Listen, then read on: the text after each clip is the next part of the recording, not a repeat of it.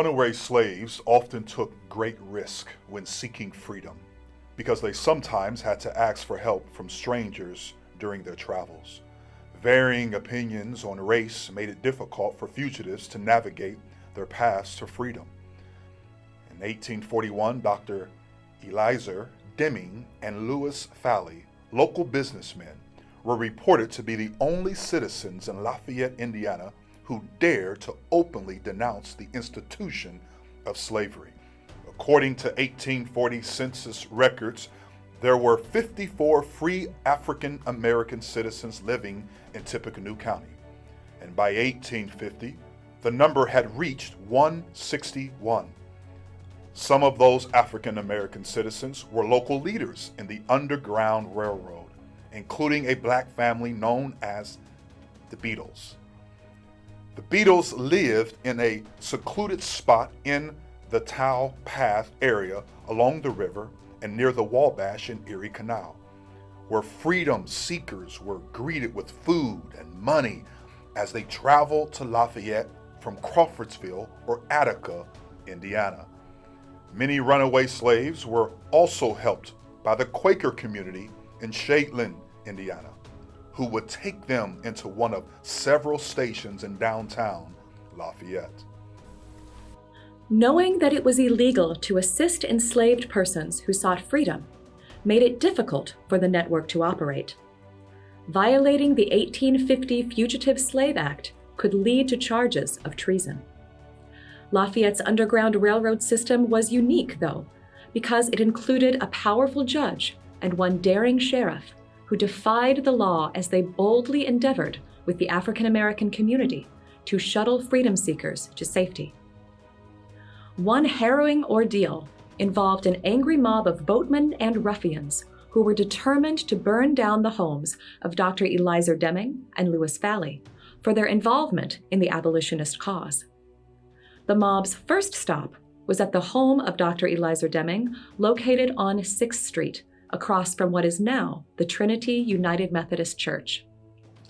Sheriff John Michaels heard of the plan and banded together a local militia called the Lafayette Blues.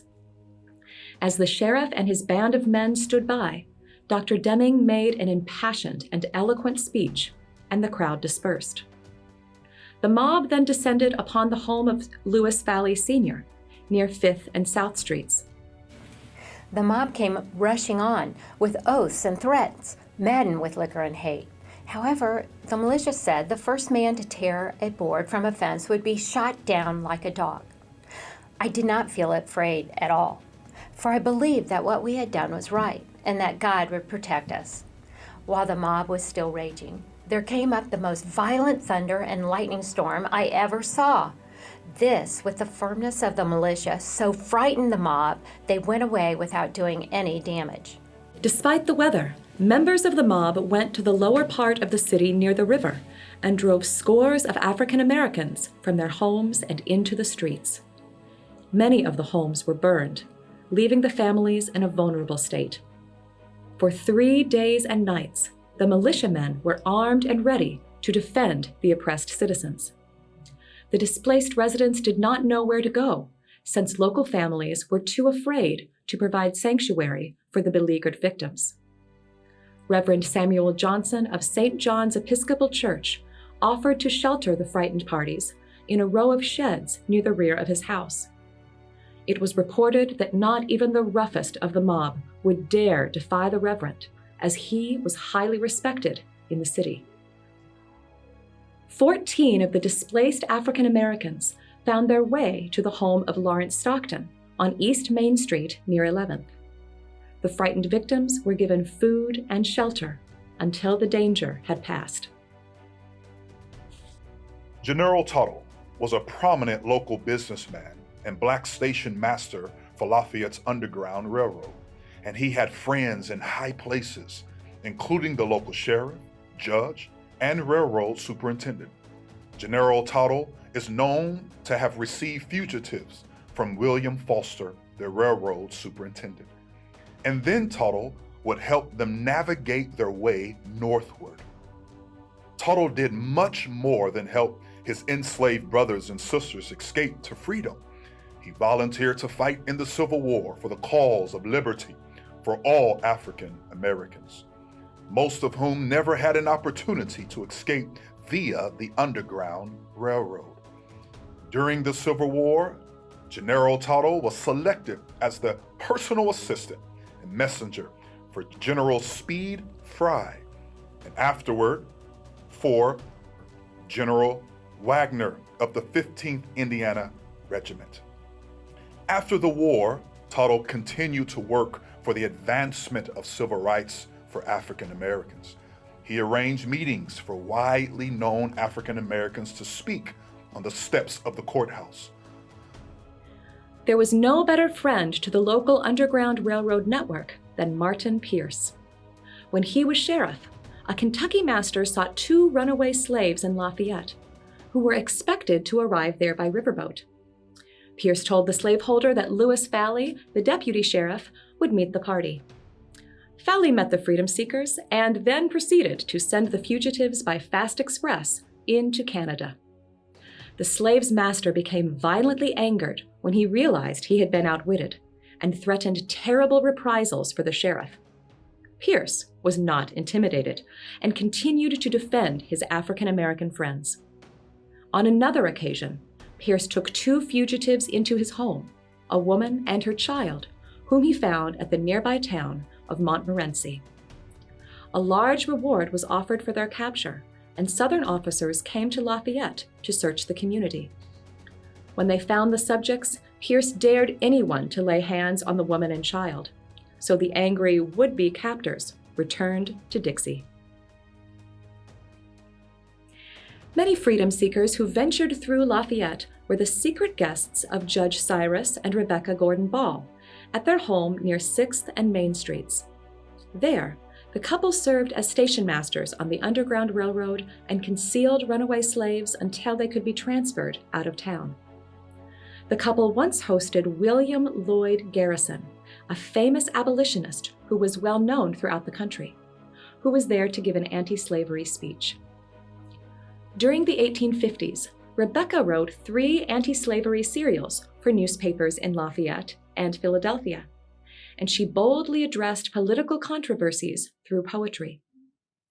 She weighed in on one such controversy when the Kansas-Nebraska Act of 1854 had rescinded the former Missouri Compromise and permitted the territories of Kansas and Nebraska to determine whether they would enter the Union as slave or free states, causing violence to erupt. One such poem, Liberty, was a heartfelt plea to those who fought for freedom's cause. On the neck of a freeman no yoke shall be bound. On the limb of a freeman no fetter shall sound. On our star-spangled banner no stain shall be flung. For our rights as true freemen we'll fight till they're won. Through the wide-spreading fields now to liberty dear, 'tis no knell to our freedom shall fall on our ear. The toll of no bondman our free lands shall till. No slave roll be called beneath Bunker's Hill. We, the men who have drank from liberty's fountain, will come from our homes in the glen and the mountain. We'll gird on our armor and drive in disorder back all that bring slavery over the border.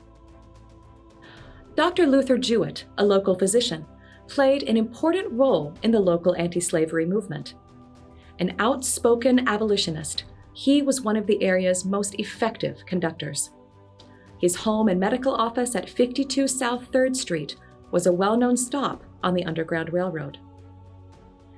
After the Emancipation Proclamation was issued in 1863, Indiana Governor Oliver Morton appointed Dr. Jewett as a recruiting officer for the area.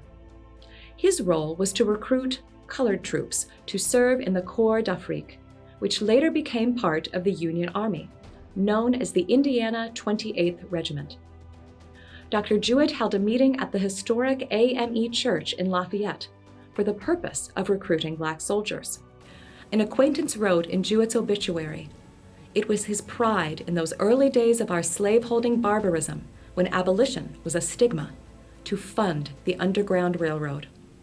Many a poor slave fleeing from his cruel master found succor under his hospital roof.